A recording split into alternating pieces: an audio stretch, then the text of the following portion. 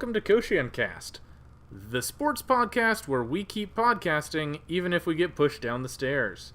My name is Matt, and joining me today is a special guest, Matt. Hello. Hey, Matt. Yeah? Are you prepared for week 3 of the summer season? You know, the week that covers all sports anime from July 16th to July 22nd? That week? I am, I think. I'm ready to cover Fastest Finger. Yeah, exactly. Yeah, that we'll go into it, but a surprising standout in a relatively dull week. Right. But with that, I contend otherwise. I say it has been a very strange week, but not all in a good way. Yeah, you're right. It hasn't been dull. And we'll get into it. So we have the last part of our question of the week from Matt L. But we're actually going to get back to that in the future. I want to do a little prep for it. And so in the meantime, Matt K., my co-host, you have agreed to offer me a question of the week. Yes, I do. Okay, so you already did the husbando question. I did. I have to ask, Matt, what's your favorite scene from what we've watched this season? Oh! Or from KoshienCast. That felt like something straight out of Fastest Finger First. You thought the question was going to go one way, but actually it was a different parallel. My favorite scene. Wow.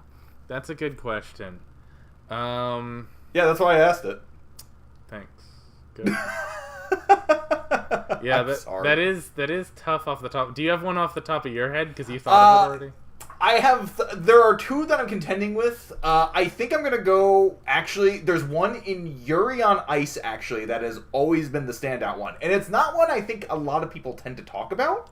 Is it JJ's first routine?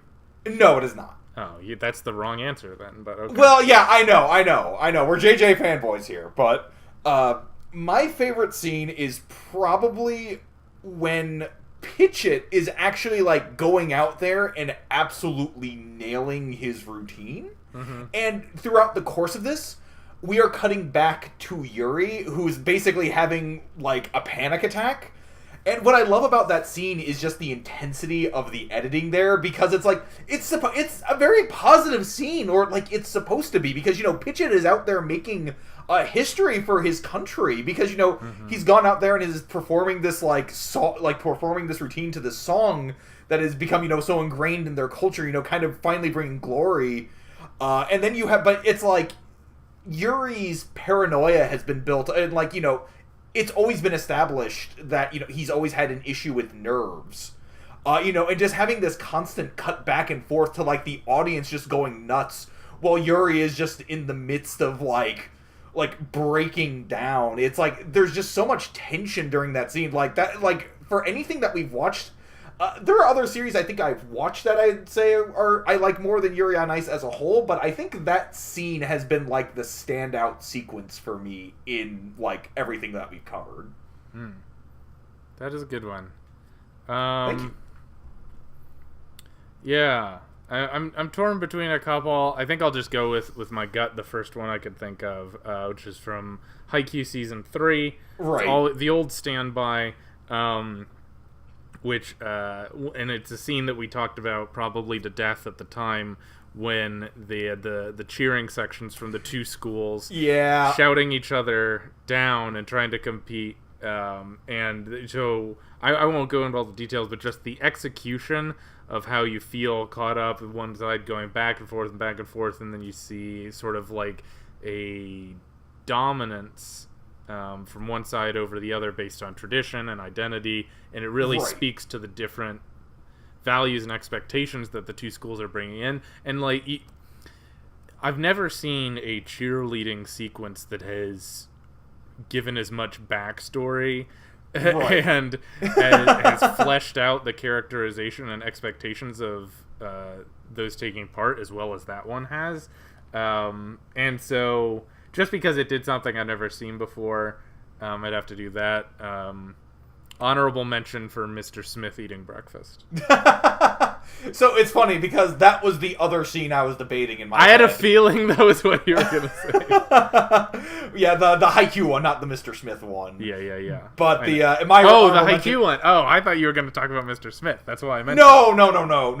The runner-up for me was your Haikyuu scene. The other one, I had one other Haikyuu scene that may have been my runner-up if you had not mentioned that. Which was the introduction to all the characters in Haikyuu in that first episode with, like, all the animation, kind of, like, everybody's individual animation during that scene. Yeah. So, yeah, anyway, do you want to go into, kick off our episode talking about, Welcome to the Ballroom? No, I don't. I quit.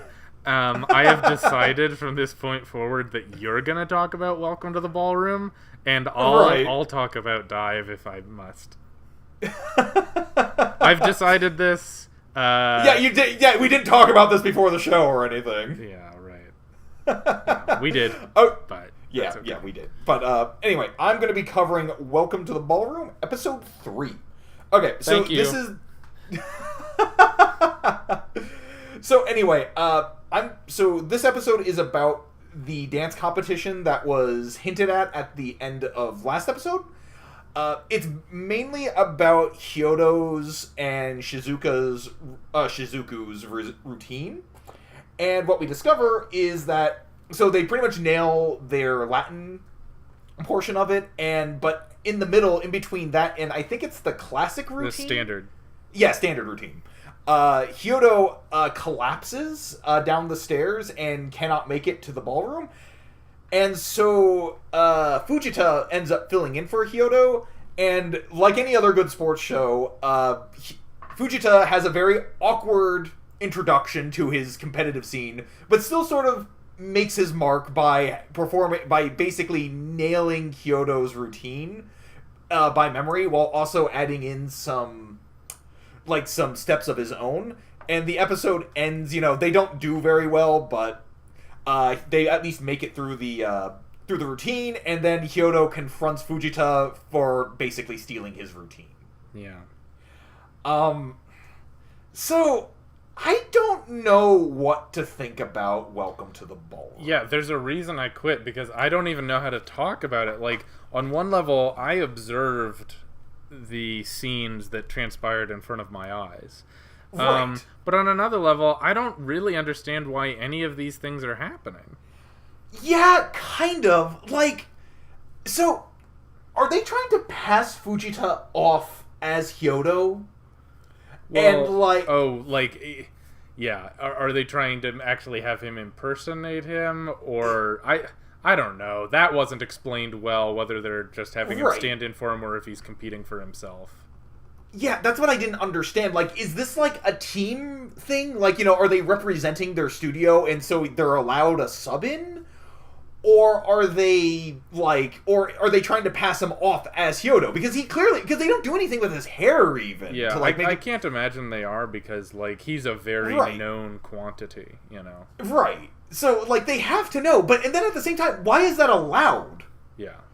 That's what I don't understand about this. So you had an observation as well about this episode that we were discussing ahead of time. About, what was going on with Hyodo?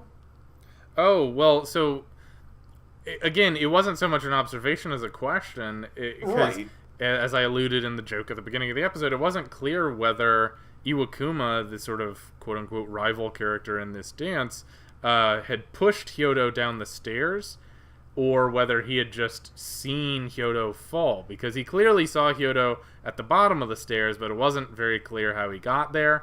I have a feeling that you're supposed to read that as big gorilla man pushed him down the stairs because he's jealous. But of course that's not what actually happened, because aside from the way that Sengoku talks about him, you have no reason to believe that he's malicious. Right. The other thing I was thinking of was that I actually do like a little bit of this implication here. This was actually one of the stronger moments of the episode when Fujita and Sengoku are looking around for Hyodo. They're digging through his things, and Hyodo finds his athletic tape. No, Sengoku finds his athletic tape. Yeah, he finds Hyodo's athletic tape in the suitcase, And after that, because it's when he finds that he asks Fujita to fill in for him. I actually like that a lot because there's much more going on with Hyodo than we realize. We kind of got that implication before when we had that weird bathroom sequence where Fujita could see him applying the tape. But what I like about that is that there was just this sort of unspoken understanding from Sengoku, kind of like this, oh, crud. Yeah. Like, is this coming back again? Yeah.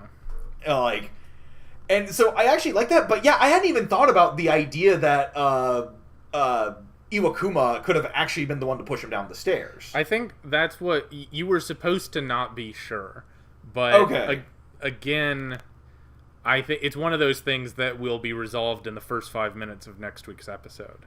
Right. I think in general, Hyodo was kind of the interesting character throughout, because I actually kind of liked it was kind of a weird sequence, but I did like that Fujita kind of accidentally walked in on him in the bathroom stall as he was changing out his athletic tape, because I liked how they handled that because Fujita bursts into the bathroom because he's trying to stay out of confrontation from these guys who are basically trash talking Hyodo. And you kind of what I like about that sequence is that you get to watch Hyodo as the sequence is going out, and he doesn't say anything, and he has this pained expression on his face, but it's something that he's used to, almost. And again, I really like that implication. I like that he also gets jealous at the end. He's like, dude, what the heck is your problem? You took my routine, Well, he doesn't say, you took my routine. All you see is him flashing back to Fujita, smiling while he dances, and then he says, give it back. It's not actually clear what it is that he's talking about. So, you're right. I hadn't actually thought about when he says give it back. I hadn't thought that he meant, his steps. My assumption when he said give it back was it's my right to smile on the dance floor. You haven't earned the right to smile with my dance partner. You give that right back to me. Okay. I think I see what you're saying there. But just by the way, because everybody was kind of remarking about how Fujita was using Hyodo's routine without ever even practicing it, which again, that's kind of a weird ability he has. Well, I guess so. Yeah, and it's funny too because at the beginning of the episode, Fujita's dancing with one of his coaches, and he's clearly very average to below average. He's executing the steps, but there's no finesse, no real skill with it. But as soon as he's with Shizuku, he's suddenly the man, Right. So it's because, I can only dance with her because I did my shadow projection and I dreamed of her or whatever. And it kind of gets weird fast for me. Yeah, I was thinking about that too. Fujita's a real problem with this series from what I've seen, just because, I don't understand his motivation well enough. I understand what his goal is. He wants more confidence. I don't understand why Shizuku is so intertwined with that, because Shizuku is not somebody he knows. Yeah. At all. Yeah, until a month ago. Yeah, exactly. We are introduced to Shizuku just by her walking in, they passed one another, and then for some reason Fujita decided to just follow her. Yeah. And it's I don't understand why this is supposed to be a big character moment for Fujita to, dance with Shizuku, or, why this is so... Oh, because it's once in a lifetime that you get to dance with another person's partner. Right. And Sengoku. Yeah, and it's one of those things where it's I kind of get the sense that they're trying to be this is supposed to be the budding of their new romance or whatever. This is kind of where Fujita gets to be he finally gets to be with this girl of his dreams. But it's has she really been Yeah. Can I tell you how it felt watching it? It felt like I had missed 6 episodes. Yeah, you know? I was okay, I understand the sequence of events, but I don't feel like any of these should be happening in episode 3. Right. Or at the very least, if it does happen in episode 3, they would have built it up a little bit more. Well, yeah, I mean, they would have done something. Anyway, it felt very unearned on the whole. Before we move on, one other thing that I'm just gonna bring up and leave it there. Sengoku tore off Shizuku's dress at one point. Yeah. It was really gross and uncomfortable. Yeah, kind of. Because it was funny, too, because I was actually getting a kick of Sengoku. I actually wrote that down in my notes where it was like, he's like, he introduces, like, because that's during the introduction of Iwakuma, where it's like, he's like, oh, it's like, hey, number 2. And it's like, dude, what are you doing? He's a champion. It's like, I can beat this loser. And it's like, oh, Sengoku, you're so fun. And then, he's there tormenting Hyodo, kind of like rubbing him. It's like, oh, Sengoku. And then he grabs Shizuku by the dress and completely tears it off where she has to cover up her chest. And it's like, this isn't fun anymore. Yeah, like, that's real bad. Like, why? I just don't know for whom that's wacky Sengoku is him actively trying to disrobe a minor. Right. But, so, again, I don't know. I just don't know what they would, with the fixation on boobs is... Well, because I think the gag is supposed to be that Sengoku just doesn't care. He's not thinking about it because he gets so heated. Yeah. So, he just kind of grabs her by the dress and, he's so strong that, he kind of rips it off of her almost. But it's like, it's still kind of like, guys, this is creepy. Yeah, but, like, clearly, it wasn't designed to be principally about Sengoku. It was designed to be about Shizuku's chest. Just like last week when we had a pointless scene of Fujita walking in on Shizuku in her bra. It's like, okay, well, you can screen cap this, I guess. So it's such a shame, too, because I do want to like this series, and I think that there's a lot that is interesting about it, but they keep doing all this really weird, like... I feel like they're trying to go with a minimalist approach to the storytelling, and I don't think that's, like, necessarily a bad thing. I appreciate that, but they're still not, like, putting in the work to establish things in the first place. Yeah. And then, they have all that, creepy stuff that they've been doing, that recurring creepy thing stuff. And, it's like, okay. But anyway, do you want to move on to our next one, Dive? Yeah, a show in which... middle school and high school boys prance around in Speedos the whole time and is somehow less creepy. So Dive episode 3 focuses on a couple things. Mostly it's about Tomo being challenged to perform a 3.5 forward somersault dive to qualify for a training camp to get ready for the Olympic qualifiers. And this just sort of capitalizes on the ongoing storyline of Asaki, the coach, giving him more attention than his peers. Right. So there's a lot of back and forth where his peers sort of separate from him, and he doesn't totally understand why his friends don't want to hang out with him anymore, and they're kind of jealous of the attention. And then the secondary storyline is on Ukitsu, the wild man from the north, who is kind of unimpressed by everyone's diving, and he says that everyone is playing it too safe and they're not doing real diving. And so you get some of his development is home life. And then lastly, it's a little... Well, I guess it's a little bit about Yoichi and sort of setting up the next episode with his background. Right. But, yeah, what did you think? I thought it was interesting. My favorite moment in this episode was actually pretty close to the beginning. There's this moment where Yoichi is trying to be like the punk teenager. And, he's asking Asaki, it's just like, well, what are you doing this for? Like, what are your motivations? Yeah, like, exactly. You're just trying to, like, look good for your job and, like, making us do the work, Right. And it's just like, and she's just like, yeah, what's your point? You want to go to the Olympics, don't you? Like, let's just use each other, okay? Yeah. And it's like, I kind of appreciated that moment of pragmatism. My only complaint was that I didn't appreciate that it was coming from Yoichi of all characters. That didn't seem like that. Like, I liked the idea of that scene, but I felt like that should have been one of Tomo's friends. Mm-hmm. Like, probably, like, Maruyama.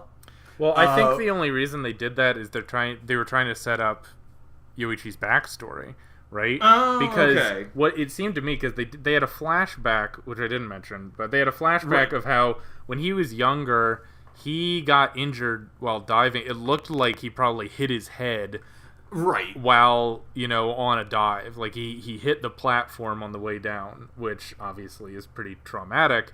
And so for a while, he just didn't want to dive. And he told his dad that he didn't want to dive anymore, and his dad kind of guilt tripped him. He said that, hey, everyone's pretty shooken up because of your fall, and if you give up diving, they probably will too, and it'll destroy the diving club, and you don't want to destroy MDC, do you? Which is effectively how it comes across. And so he really only agrees to go back because he doesn't want to mess up his dad's job. So I think that was coming from, he's like, I keep hearing this. People keep telling me to save MDC. Why do I have to be the one to save MDC? Right. And that's fair, but I guess my issue is that he's already stated that he really wants to go to the Olympics anyway, regardless. You're right. So I guess that's why it's like, I understand, like, that's what they're doing for the character, and I do appreciate that, I do think that's alright, but the problem is, my issue is that he's already stated that, that is his goal anyway, so I thought, especially with somebody like Maruyama or Ohira, who are already kind of like giving Tomo flack for, getting all the attention from Asaki. Like, it seems like that would have been, they're more punk, like, oh, like, what do you care? Like, you don't care about any of us. And it's like, psh, whatever, I don't get, it's like, yeah, those are my reasons. What? You want to fight about it? Like, it's like, you all are gaining something from this. What do you care what my reasons are? Yeah. I like the stuff with Tomo as well. It is interesting. Like, I do appreciate this sort of dynamic with, Tomo having to come into understanding what it takes to become the best. It is going to require him to have, he's going to have to make some sacrifices. Not everybody is going to understand what he's going for. Yeah, and what I like about that is that even people who ostensibly have the same goal as him don't support him. Yeah. Because, like, in theory, all these guys are trying to get to the Olympics. He's the only one who actually believes he has a shot, and he's the only one who's putting in the work and getting the attention. I think my favorite line was one of his friends, I don't remember which one, said, "Must be nice to have your own personal coach." And he's just like, what? No, I don't. She just, like, gave me some tips. And they're like, yeah, whatever, So it's this cynicism and resentment over anyone getting praise for working hard and, like, feeling like, oh, it's not my fault that I didn't work hard. It's your fault because you get special attention. Right, exactly. Because, that's such a teenager thing to do. Yeah. Like, they're trying to deflect blame from themselves. Mm-hmm. There may be a point in there as well where, she is kind of showering. Like, she pretty much pulled Tomo aside and is just like, you listen to me, like, you're the one here who has talent. Like, you're the one who I'm really staking my hopes in. So, I mean, they do have a point, but I like that sort of natural dynamic that's occurring there. But I also like the fact that she treated all three of them equally until she went on that trip. And when she got back, Tomo was the only one who had actually completed his, like, individual training. And so that was when she just said, like, okay, well, I don't care about, if you guys can't work hard without being told to, I'm not going to give you attention. Right, it's like, what's the point? And because she reacted like that, they're blaming him, Right. I do like it because it feels very true to life. I also like the fact that, partly because of that, the only person who's still willing to relate and talk to him is his girlfriend, who he kind of doesn't understand or relate to. Which, very true to junior high as well. Yeah, he's just like... Like, I love during their little date, their, like, little picnic date, I love that there's that scene because they're out in the park and they, Tomo sees, like, adults kissing and he has this sort of, yeah, he's just like reaction. Oh my gosh, what am I supposed to do? Oh my gosh, what do I do? And they're both really uncomfortable, and then she's just like, let's just eat lunch. And he's like, yeah, that I can do. I thought it was funny, too, because I think, you're supposed to see that she's also done a little bit of makeup as well. Yeah, clearly she prepped and he didn't. Right, exactly. Again, much like very true to life. And again, and I think that's what I am appreciating more about Dive. I would probably say it's my second pick of the season. Weirdly enough, and I kind of wasn't expecting that, but yeah, no, I wasn't expecting the how things have shifted at all. But we can go ahead and shift to our current favorite of the season, Fastest Finger First. Yeah. All right. Yeah. I mean, there's always time to talk about Fastest Finger First. So, Fastest Finger First, episode 3. This is basically the end of the newcomers tournament. Begins with Fukami agreeing to share her lunch. Everyone freaks out because a girl's sharing their lunch with her. They begin the second to last round. I mean, it's like a 6 or 8 person round. It's called the Fastest Finger Board, where one person buzzes, that ends the question, and then everyone has the chance to write the answer on a board. The buzzer gets more points. And so Koshiyama starts to figure out how the questions are structured, but he runs into the problem where he's actually overthinking how complicated the questions are going to be. And so he gives answers that are too well developed and that, rely on too specialized knowledge, when like the more obvious answer is actually the one the question is going for. So he ends up not passing that round because he's going for these advanced answers. But he does learn a lot about question construction in the process. In the final round, he ends up accidentally interrupting a question because he realizes the answer, even though nobody else does. And because of that, Mikuria sees him sort of as a rival and demands Mikiura sees him as a rival and insists that he keep competing in Quiz Club along with everyone else insisting on it. Right. So I think what I like about the show is that it sort of satisfyingly meets a lot of the different genres of, the sort of different styles you can find within sports anime. It manages to find a happy balance between a lot of them. Yeah. It feels like it's acknowledging some of the silliness of them while still being sincere about how they portray it.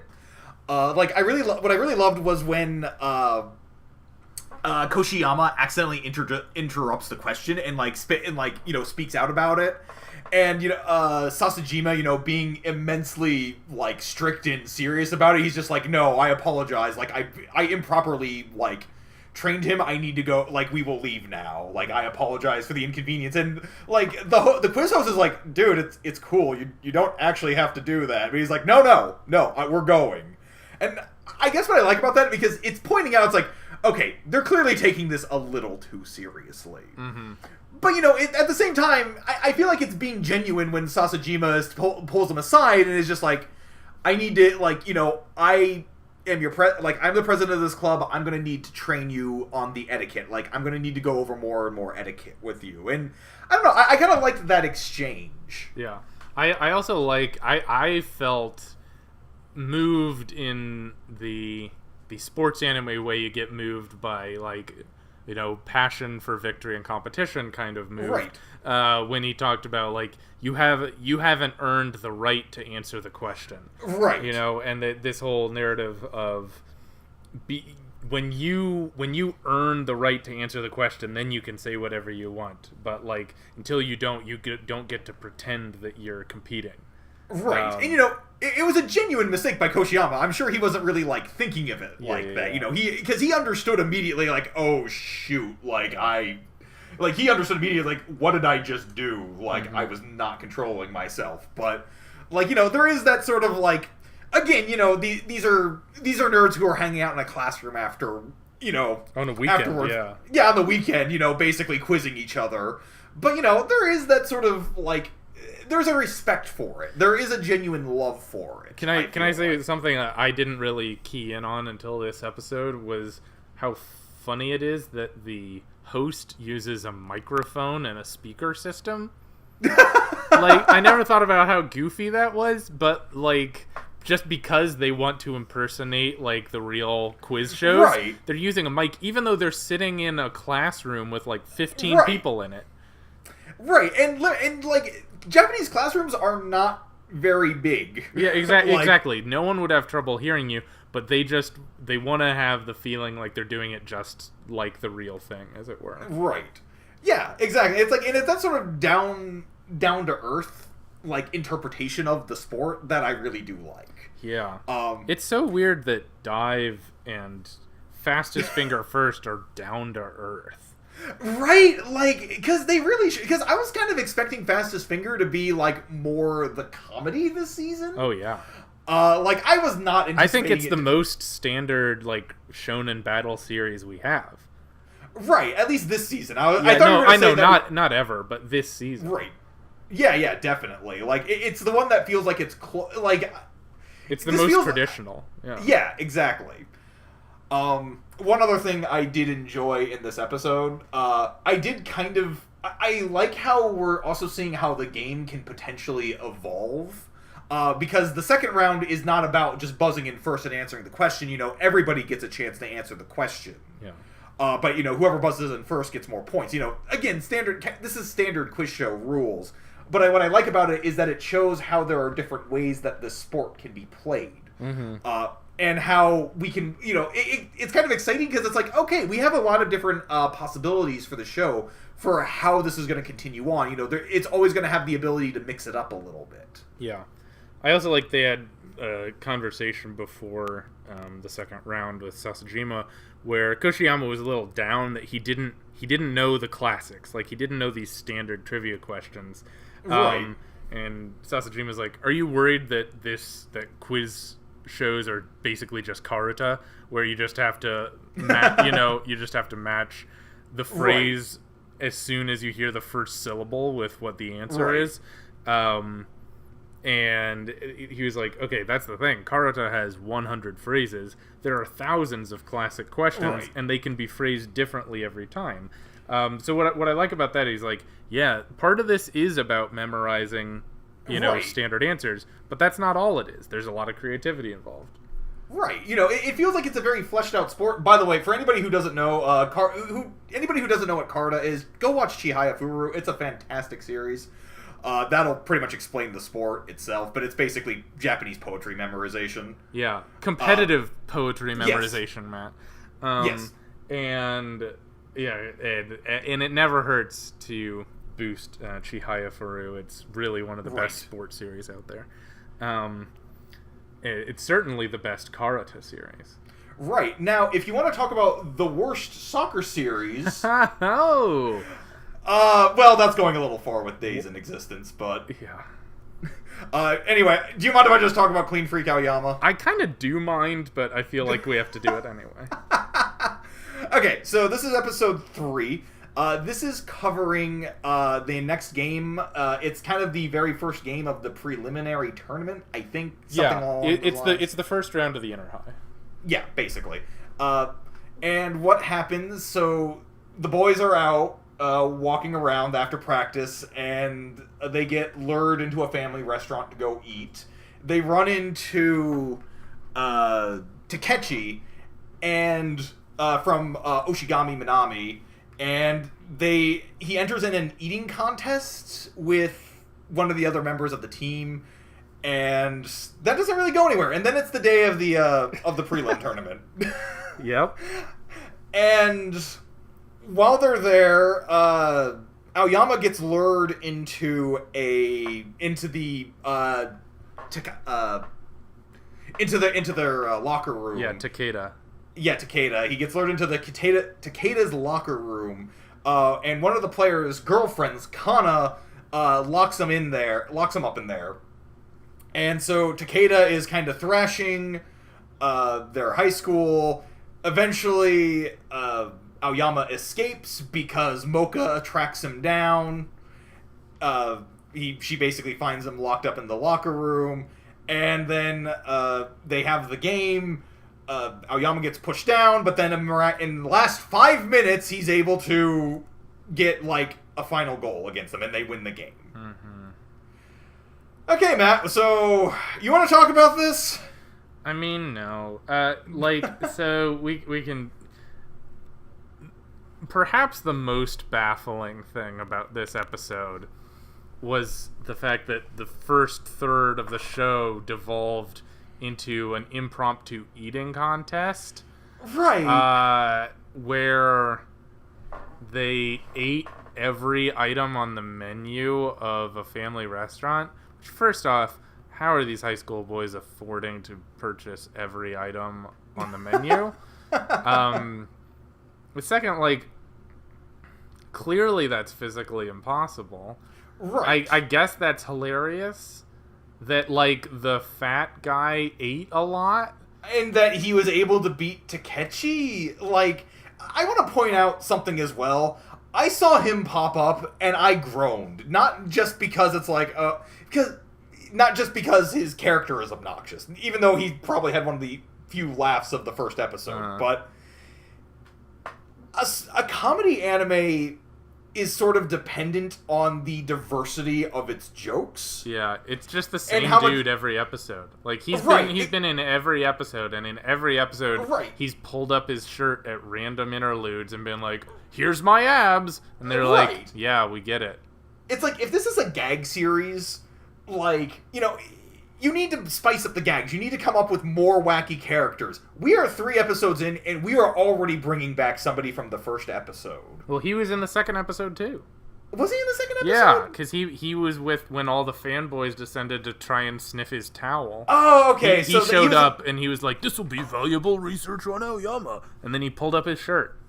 Oh, okay. See, I missed that. Yeah, you probably blacked out for part. And the problem with this sequence too, this eating contest, is that it's so pointless. Yeah, it's it's aggressively uninteresting.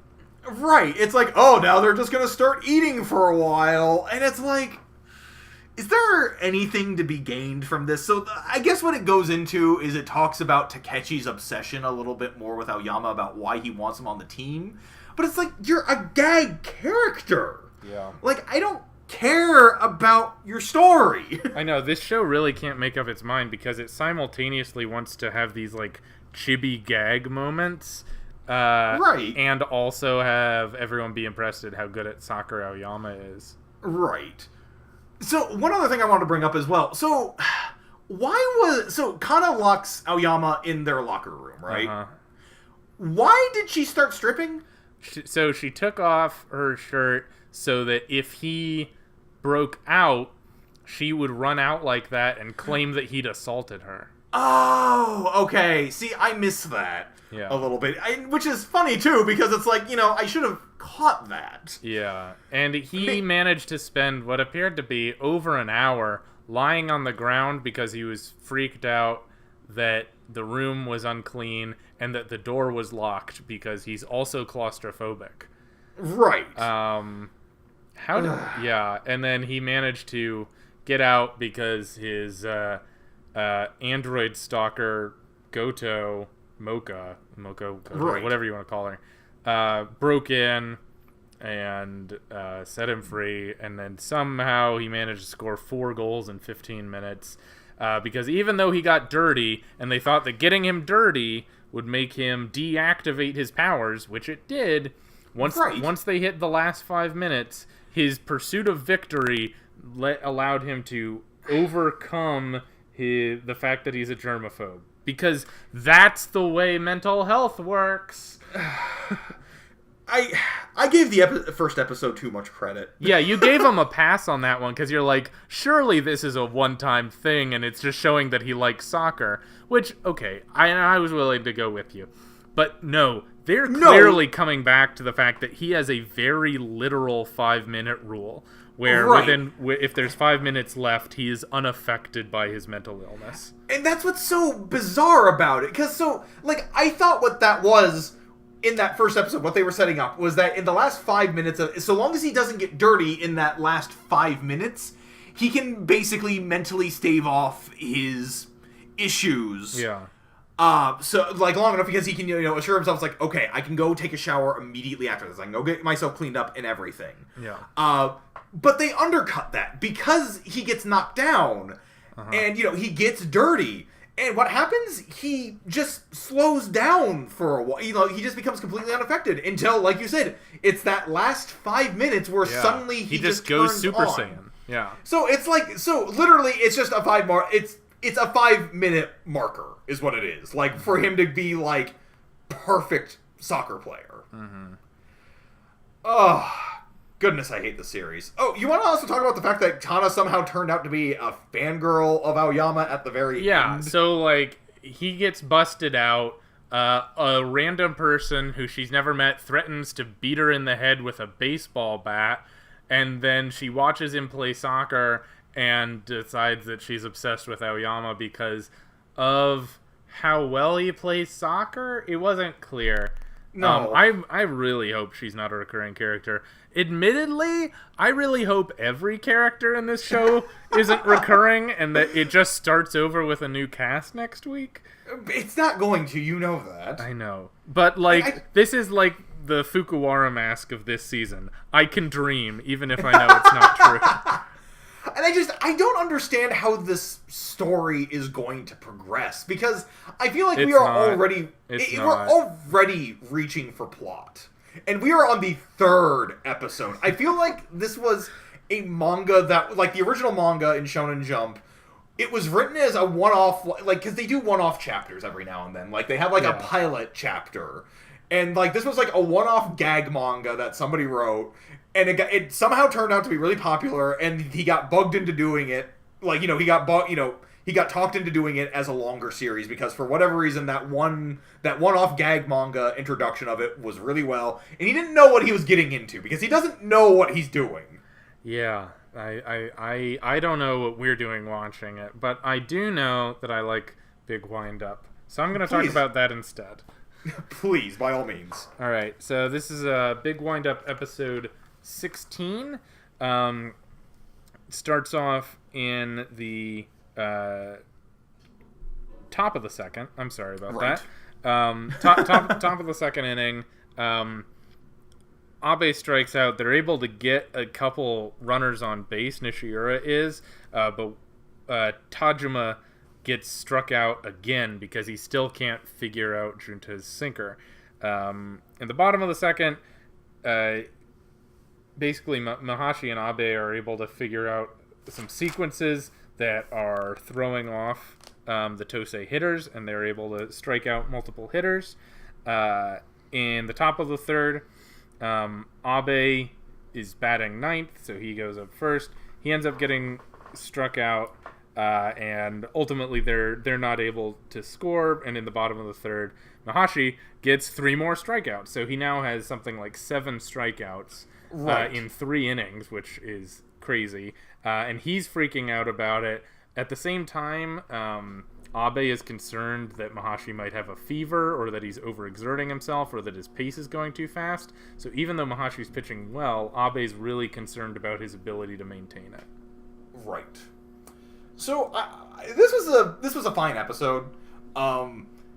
This was mostly setup, I would say. Yeah, exactly. This was a workman-like episode. Is that how to describe it? No, it's just putting in the work for some real payoff. Right. One thing I thought was interesting. So at the end of the episode, we also get an introduction of another person in Mahashi's life. Mm-hmm. Her name. What's her name? Ruri. Who's his cousin. And what we find out about her, what was interesting to me about that is that we get a flashback of when she was talking to Mahashi, and what I thought was interesting was them showing off the house that she was in, because we've seen what Mahashi's place is like, and it's a nice, quaint little place out in the woods, but where Ruri lives is it's for Japan, that's almost like a mansion-sized house. And it's already been implied or mentioned a little bit that Mahashi's family comes from money. Yeah. So I guess what I thought was interesting about that, because she's his cousin, there is definitely a family dynamic there. She's definitely on the side of the family that still has curried favor with the with whoever the main, like, the head of the entire household is, essentially. Yeah, it is interesting. There's a lot that's been unsaid, because, you know, at some point, he mentions that, Mahashi mentions that his parents eloped, right. And that, you know, he grew up in sort of a pretty tiny apartment, and they live in a bigger place now. It's not really clear why. Right. Yeah, because the way I took that was that his mother was basically not forgiven at first, and what it sounded like was that they had managed to at least reconcile a little bit with the rest of the family. Yeah. Somehow. And I guess what I found interesting with the introduction of Rory is that, again, I am weirdly finding Mahashi's, like, background, like, more and more interesting with, like, every episode, which is funny, because it's like, he doesn't really give off the impression of a terribly complex character, or one with, a terribly deep history. Like, you could have gotten away with just having him be, like, he was a shy guy who just, nobody understood what his talent really was, and then finally somebody discovered it. But it's like, there's more to his history than that. Yeah. No, I agree. It was good to see her. It was good to see the setup of Abe. Even though they're pitching well, he feels like something's about to go wrong, and Mahashi's about to get overwhelmed. Tosei is also, like, really concerned because they can't figure out how to hit Mahashi, and they're like, okay, we're way too good to be getting beaten by a freshman. Like, who is this guy? How can he possibly be doing this? Right. And the coach is kind of flabbergasted because he's like, I don't even know what he's doing. I can't give advice. I just have to sit here stoically because I don't know what's going on.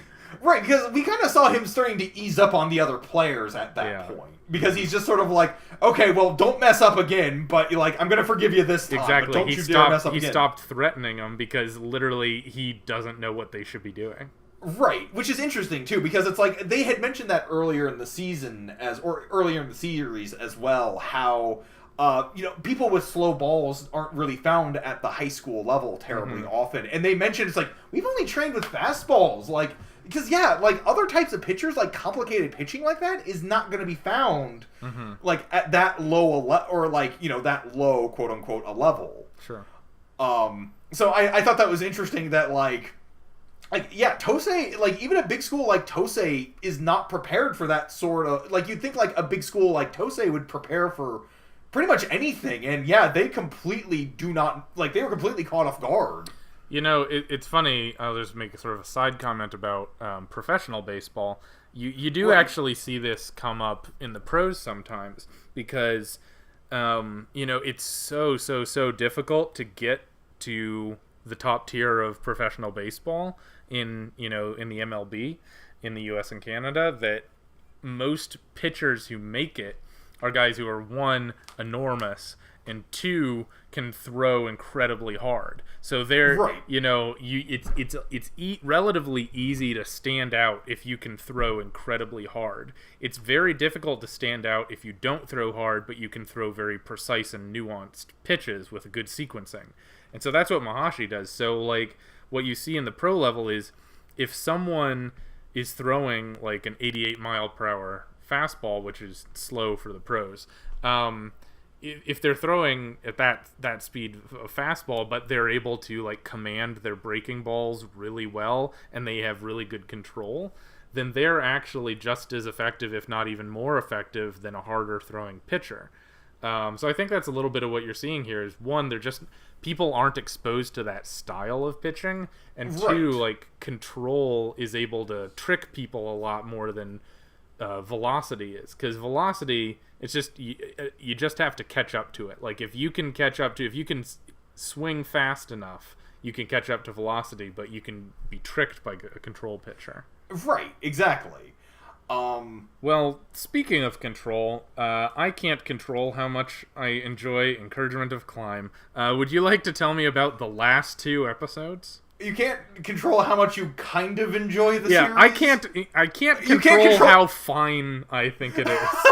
I can't control my mild enjoyment of the series. I can't control how pleasant it sometimes seems.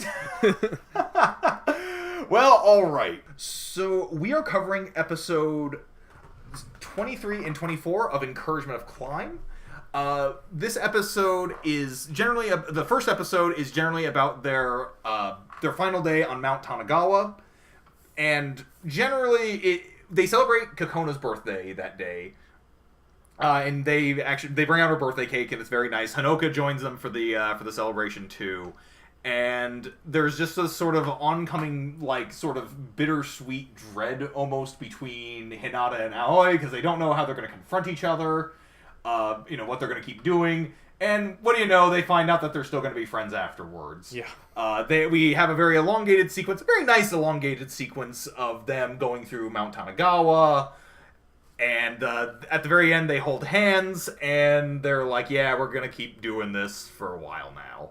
And then, which felt like it should have been the last episode, but they got one more episode in.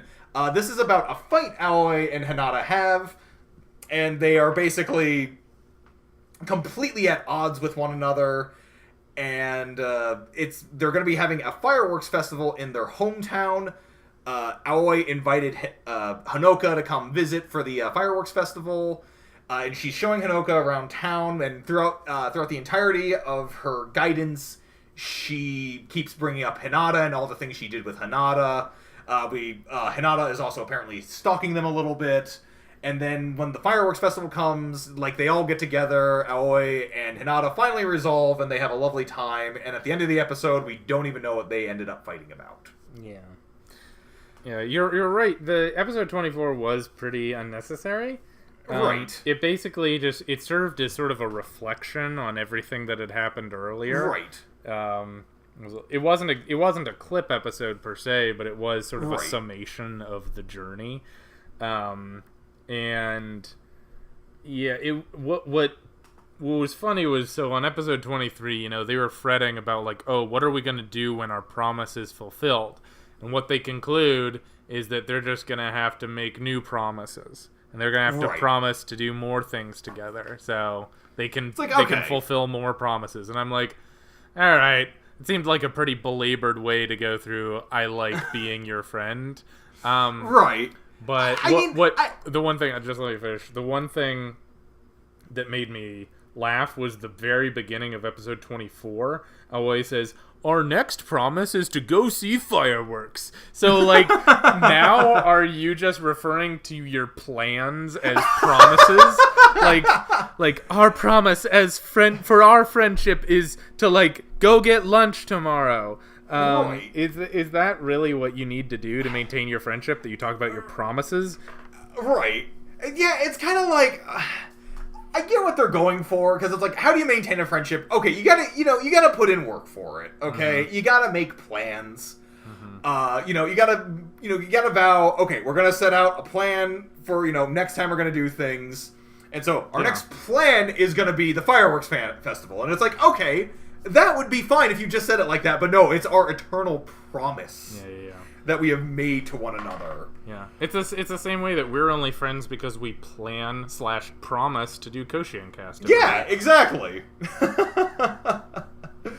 How do you feel about the addition of Hanoka to the main cast now? I mean, she's kind of boring, right?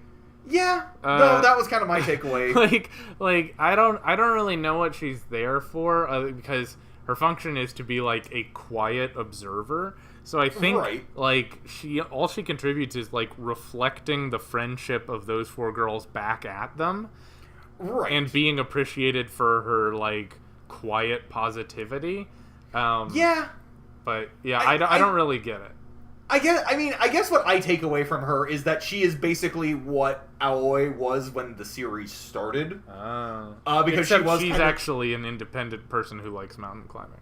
Right, yeah. But I mean, she's still very shy. She wants to spend time with people, and Aoi is now passing along. We have a lot of ham-fisted, girls passing on their hobby to somebody else in these sorts of shows. I kind of, I guess, appreciate the fact that it's a little bit more understated in this one. Yeah. Like, it's not something that they have to keep drawing attention to. It's just something that sort of happened. True. But yeah, as far as her dynamic to the rest of the group goes, like, as far as that goes, she doesn't really add anything at all. Yeah. I guess. I agree. Admittedly, I'm kind of like fully Team Kaede at this point, where like I think Aoi and Hinata, like Hinata's good, Aoi is fine, Kokona I could do without, but Kaede is the only one who's like I feel like she actually brings something unique and interesting to the table as often as not. Right. Yeah, that's fair. I think the problem is that Aoi and Hinata, like they were interesting as a like, you know, as a friend group at first, but then they kind of just started reiterating the same points about them over and over. Whereas Kaede, you know, we kept learning a little bit something more about her. So that's fair. I agree. But so all in all, do you feel like it kind of went out with a whimper? A little bit, but this was also a series that didn't exactly begin with a bang either. So that's true. It wasn't known for its explosive action scenes. Right. The scenery that they had in episode 23, which might as well have been, you know, the conclusion, was pretty good. I liked seeing the sunrise on Tanagawa. And again, if all this series does is do excellent portrayals of nature and hiking, it's done its job, because it did do that. So I don't want to take away from that. No, yeah, definitely. And what I wanted to say about that as well is, I guess what I like about that too is that they managed to make it feel very distinct from Mount Fuji while still making it look impressive, because with Mount Fuji they were constantly emphasizing its grandeur, its sort of scale and the scope of the world. Yeah. Whereas in this one, it's like this time they went with brighter colors for Mount Tanagawa, because it's a very grassy area. Yeah. You know, they're kind of portraying the sort of natural beauty of the area. Maybe it's not the biggest area, but, you know, it's got, you know, there's a lot interesting inside of it. And so, for something that seems so rudimentary as mountains, I appreciate how they managed to make them feel distinct. I agree. So, thank you, Matt, for joining me on this distinct episode. Thank you. Awkward conversation enders aside, we will pick up soon. We're probably going to release an episode with a more full reflection on Encouragement of Climb in the next week or so. But until then, talk to you later. Bye! Our logo design is by James Ratcliffe. The theme music is Fly High by Burnout Syndromes, covered and performed by Luke Bartka. You can follow KoshienCast on Facebook, YouTube, and Twitter, and our email is koshienCast@gmail.com. Make sure to subscribe, rate, and review.